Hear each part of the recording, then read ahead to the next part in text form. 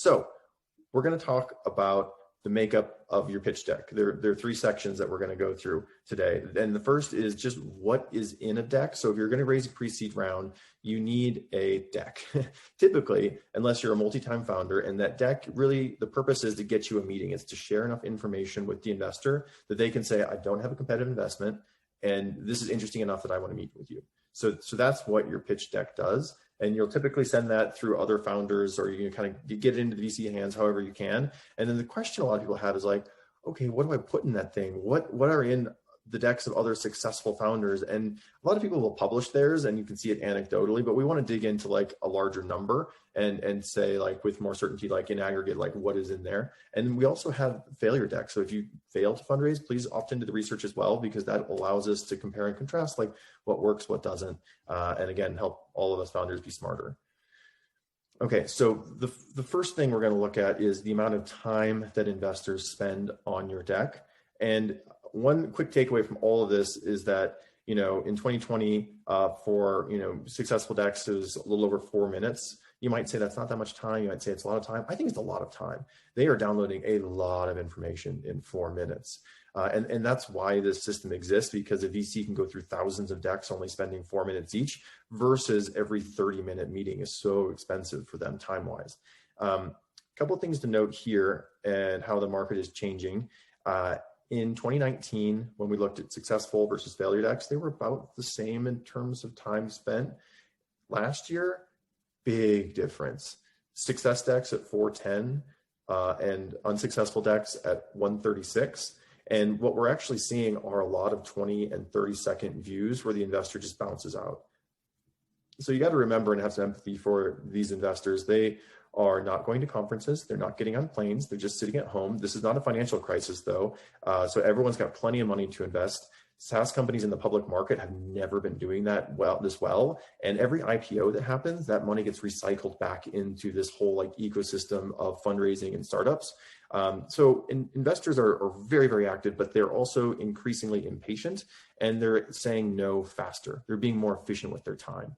And the takeaway as a founder is that if slide 8 is your best slide, they might not get there. So, just remember, like if there's like a rough, bumpy part at the beginning, people might just bounce and not keep going through your deck. So your narrative has to be super buttoned down, and your deck needs to flow really, really well.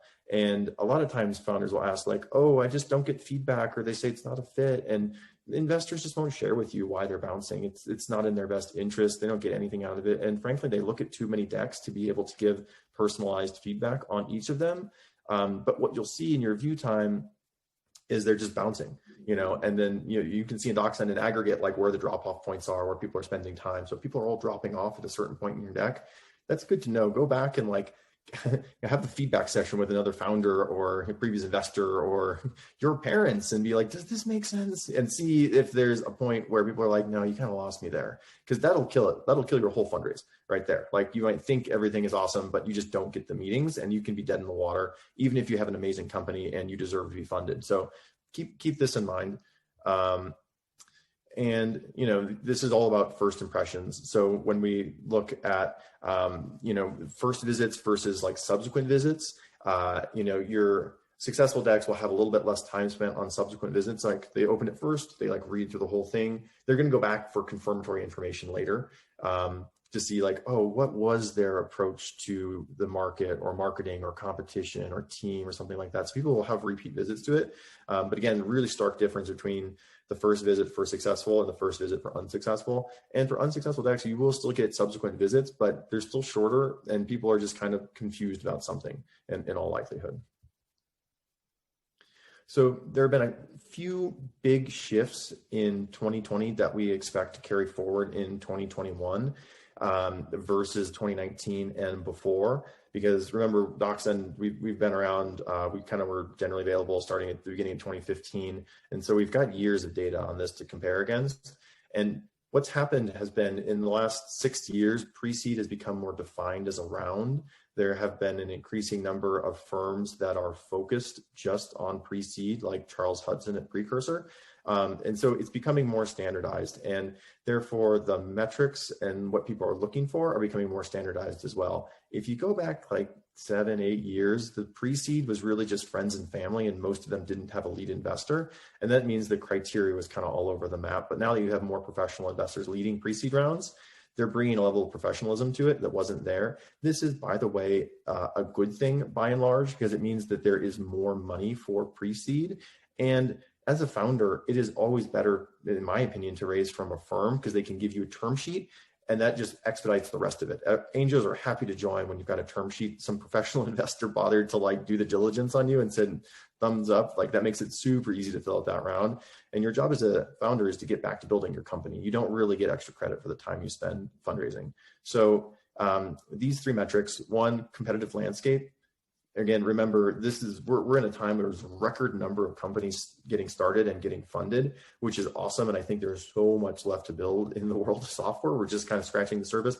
However, that does mean that investors want you to have an understanding of your market. It's not to say that you have to have like no competitors. It's just to say that you understand the market that you're working in and are knowledgeable on and can talk to why you have a chance of winning. So don't shy away from competition. People are spending more time reading that, and you've got to have a thoughtful answer.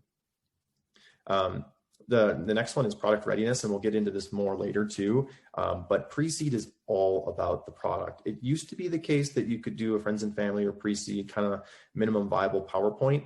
It's not really the case anymore. It's not to say that you have to have a publicly launched, generally available, fully developed product, but it is to say that investors are judging you on your ability to build the product. So if you're at the pre-seed and you're like, oh, I'm a business person and I'm looking for my technical co-founder, but I have a PowerPoint that kind of talks about what it is, that's not a great place to be in, because you just don't have anything built yet. And people do scrutinize those product slides. And product slides are like in DocSend, if you put an animated GIF into a PowerPoint and then put that in DocSend, that'll actually play. So you can actually kind of bring your product to life and show some movement in it. Or sometimes people will hyperlink to videos, or they'll have screenshots in there talking about their product.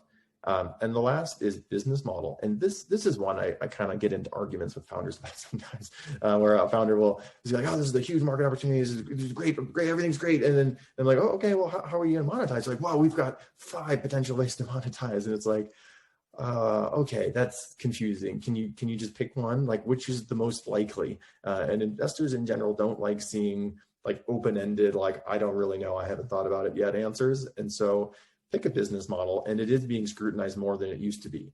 You know, how are you going to make money someday? How likely is that? And how risky is that? You know, and in software, like, it doesn't have to be a complicated answer, and your business model ideally is not a complicated answer. It's like, DocSend is a SaaS product. We charge a monthly or annual fee to use our software. That's it. And it's product led. It's 100% inbound. It spreads virally. That was hard to pitch at the seed for us, but later on just became empirically true. And so but again, stick to your guns around it, and have a clear answer to business model. So this one is really interesting, and this has changed not just in the last year, but in the last like 5 years. And I think the pandemic accelerated this trend, which was already happening.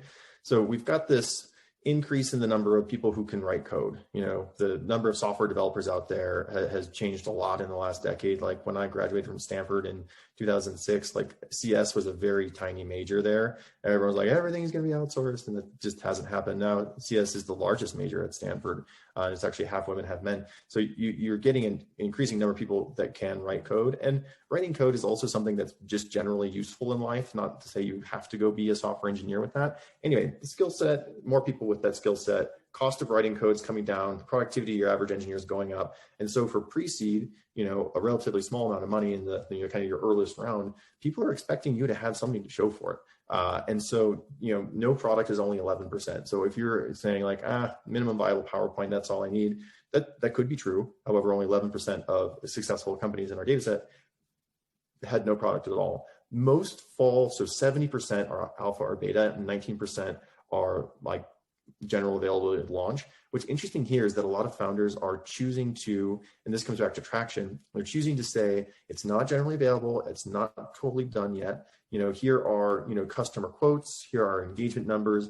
And by the way, we're going to raise this pre-seed round to build the product to general availability, general launch. So it's kind of like the mystery box of what can happen. If you're post-launch raising your pre-seed and you've got like a flat line, or it's like, everyone's going to be like, well, you've launched it and it's not doing that well. So, but again, 19% have generally launched it. But this probably comes back to traction. It's worth noting that for the seed, you kind of have to have a generally launched product. But for the pre-seed, you can get by with something partially built, but you just have to have something built generally. 70% of successful founders.